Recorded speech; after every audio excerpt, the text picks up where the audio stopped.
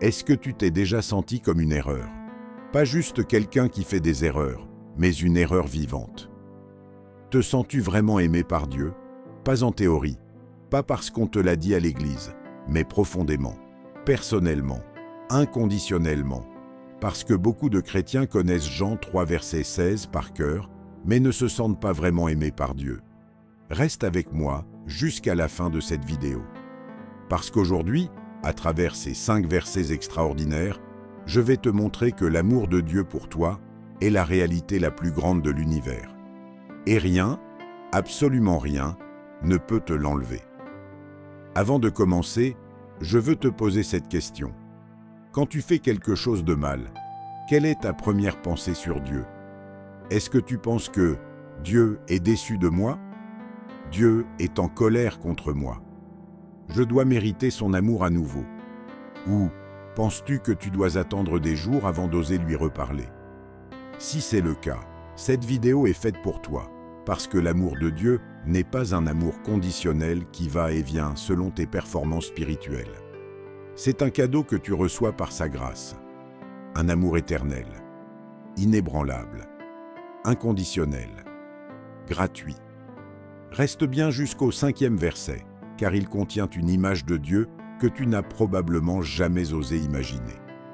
Prends ta Bible et de quoi noter, parce que ce que tu vas entendre aujourd'hui pourrait changer ta vision de Dieu pour toujours. Verset numéro 1. Dans l'évangile de Jean, au chapitre 3, verset 16, il est écrit « Car Dieu a tant aimé le monde qu'il a donné son Fils unique, afin que quiconque croit en lui ne périsse point, mais qu'il ait la vie éternelle. » Nous commençons par le verset le plus connu, mais regardons-le d'un œil neuf. « Car Dieu a tant aimé le monde. » Pas un peu, pas modérément, pas raisonnablement, mais il l'a tant aimé. Ce petit mot, « tant », c'est l'infini en 4 lettres. Comment Dieu mesure-t-il cet amour? Il ne l'a pas mesuré avec des mots, il l'a mesuré par un sacrifice, en donnant son Fils unique, afin que quiconque, sans exception, qui décide de croire en lui, puisse avoir la vie éternelle. Dieu n'a pas envoyé quelqu'un d'autre pour souffrir, mais c'est lui-même, en la personne de Jésus, qui est descendu, qui a souffert lui-même, qui est mort lui-même, pour vous, pour moi, pour quiconque croit en lui. Si vous voulez savoir à quel point Dieu vous aime, regardez la croix. C'est Dieu qui vous dit « Voilà jusqu'où je suis prêt à aller pour ne pas vous perdre. » Et dans le livre d'Ésaïe, chapitre 43, verset 3, il dit « Parce que tu as du prix à mes yeux, parce que tu es honoré, et que je t'aime, je donne des hommes à ta place, et des peuples pour ta vie. » Dieu vous aime, sois-en sûr. Verset numéro 2. Romains 8, versets 38 à 39. Car j'ai l'assurance que ni la mort, ni la vie, ni les anges, ni les dominations, ni les choses présentes, ni les choses à venir, ni les puissances, ni la hauteur, ni la profondeur, ni aucune autre créature ne pourra nous séparer de l'amour de Dieu manifesté en Jésus-Christ, notre Seigneur.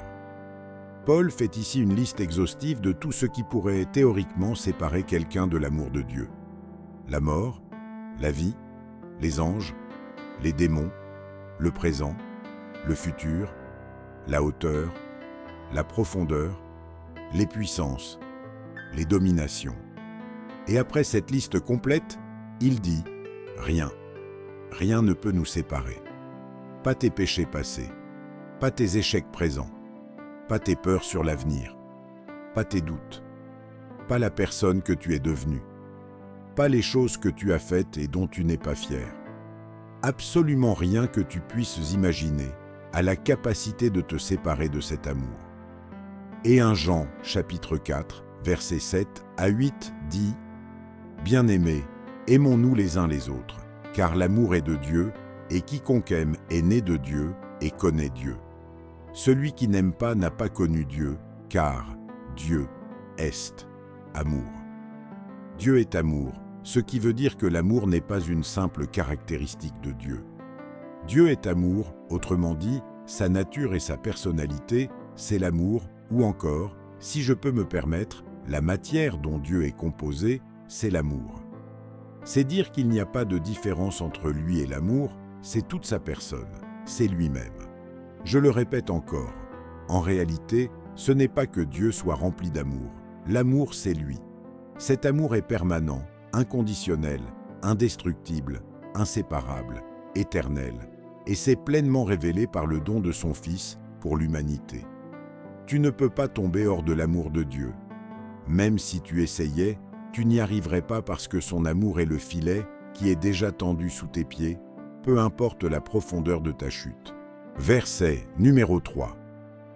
Jérémie 31:3. Je t'ai aimé d'un amour éternel, c'est pourquoi je t'ai accordé ma grâce. 4 mots qui renferment l'infini. Un amour éternel. Ce n'est pas un amour qui a commencé lorsque tu as accepté Jésus. Ce n'est pas un amour qui a commencé à ta naissance. C'est un amour éternel, un amour qui existait avant même que tu ne naisses. Dieu t'aimait avant même que tu n'existes. Il t'aimait avant que tu n'aies rien fait. Il t'aimait avant que tu ne puisses mériter quoi que ce soit. Et la preuve est claire car dans Jérémie chapitre 1, verset 5, il dit à Jérémie, « Avant même de te former dans le ventre de ta mère, je te connaissais. Et avant même que tu ne sois né, je t'avais mis à part, je t'ai établi prophète des nations. Et si son amour a commencé avant vous, cela signifie qu'il ne dépend pas de vous. Il ne peut être mérité par vos bonnes actions, et il ne peut être perdu par vos mauvaises actions. C'est un amour qui vient de sa nature, pas de vos performances. Dieu vous aime parce qu'il est amour, pas parce que vous êtes parfait. » Verset numéro 4, 1 Jean 4, 9 à 10. En ceci l'amour de Dieu a été manifesté envers nous, que Dieu a envoyé son Fils unique dans le monde, afin que nous vivions par lui. Et cet amour consiste, non point en ce que nous avons aimé Dieu, mais en ce qu'il nous a aimés et a envoyé son Fils comme victime expiatoire pour nos péchés. Ce verset démantèle une erreur théologique que beaucoup de chrétiens font. Nous pensons souvent que Dieu nous aime parce que nous l'aimons, que son amour est une réponse à notre amour. Mais Jean dit exactement le contraire. Non point en ce que nous avons aimé Dieu, mais en ce qu'il nous a aimés. Dieu a aimé en premier, avant que tu l'aimes, avant même que tu demandes pardon. L'amour de Dieu ne t'attend pas à l'arrivée. Il vient te chercher là où tu es. Son amour n'est pas une réaction, c'est une initiative. Il a fait le premier pas. Il a envoyé son Fils. Il a tout payé, avant même que tu demandes pardon. Verset numéro 5. Sophonie 3,17. L'Éternel, ton Dieu, est au milieu de toi, comme un héros qui sauve. Il fera de toi sa joie et son allégresse. Il te témoignera son amour en silence. Il poussera des cris de joie à cause de toi. Ce verset est l'un des plus émouvants de toute la Bible. J'ai ressenti une profonde joie après l'avoir lu. L'image qu'il peint est extraordinaire. Dieu le Créateur de l'univers qui pousse des cris de joie à cause de toi. Pas à cause de tes accomplissements, pas à cause de ta perfection, à cause de toi. Il se réjouit de ton existence.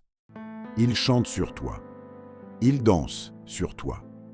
Et cette phrase magnifique, il te témoignera son amour en silence. Parfois, Dieu n'a pas besoin de parler. Il est simplement là, dans le silence de ta chambre à 3 heures du matin, dans la douleur que tu ne peux expliquer à personne, dans les larmes que tu pleures seul. Il est là. Il t'aime, en silence. Et il se réjouit à cause de toi. Je veux te parler d'une expérience que beaucoup de chrétiens vivent en silence et dont personne ne parle vraiment. Il y a des périodes dans la vie où on ne se sent pas aimé par Dieu. Pas à cause d'un manque de connaissances bibliques, pas parce qu'on ne connaît pas les versets, mais à cause des échecs répétés, des prières qui semblent sans réponse, des fautes qu'on n'arrive pas à oublier, des blessures qui créent une distance invisible entre nous et Dieu. On connaît la théologie de l'amour de Dieu dans sa tête. Mais entre la connaissance et le ressenti, il y a parfois un fossé énorme. Et beaucoup de personnes vivent dans ce fossé, connaissant intellectuellement que Dieu les aime, mais ne le ressentant pas vraiment dans leur cœur. Mais voici ce que la Bible nous enseigne. Ce fossé, ce silence, cette distance ressentie, ce n'est pas Dieu qui s'est éloigné. C'est souvent nous qui avons construit des murs. Des murs de honte, de culpabilité, de doute. Et Dieu, de l'autre côté de ces murs, ne cesse jamais d'aimer. Pas malgré qui tu es. À cause de qui tu es, sa création. Son enfant. L'amour de Dieu ne dépend pas de tes performances. Il ne diminue pas quand tu échoues. Il ne s'arrête pas quand tu doutes. Il est constant, inébranlable, éternel, plus réel que tes doutes, plus réel que tes échecs, plus réel que tout ce que tu ressens en ce moment. Je veux terminer cette série et terminer cette vidéo par une prière différente des autres. Pas une prière de demande, pas une prière de guerre spirituelle, une prière pour recevoir l'amour de Dieu. Ferme les yeux si tu peux et répète après moi. Père Céleste, aujourd'hui je choisis de recevoir ton amour. Pas de le mériter, pas de le gagner, juste de le recevoir. Pardonne-moi pour les fois où j'ai cru que tu étais déçu de moi, que tu m'avais abandonné, que je devais faire plus pour être aimé. Ta parole dit que rien ne peut me séparer de ton amour. Je choisis de croire ça aujourd'hui, même si je ne le ressens pas encore complètement.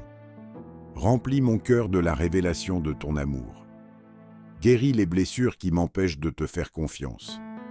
Brise les murs que j'ai construits autour de mon cœur. Je veux te connaître non pas comme un juge, mais comme un père qui pousse des cris de joie à cause de moi. Je suis ton enfant. Tu es mon père.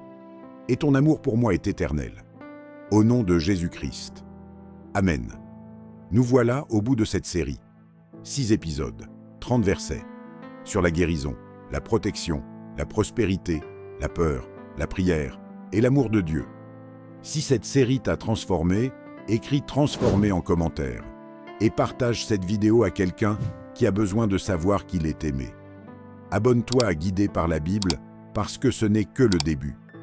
Il y a encore tellement de vérités que nous allons découvrir ensemble. La parole de Dieu est un océan sans fond et nous ne faisons que commencer à plonger. Reste connecté. La suite va te transformer encore plus.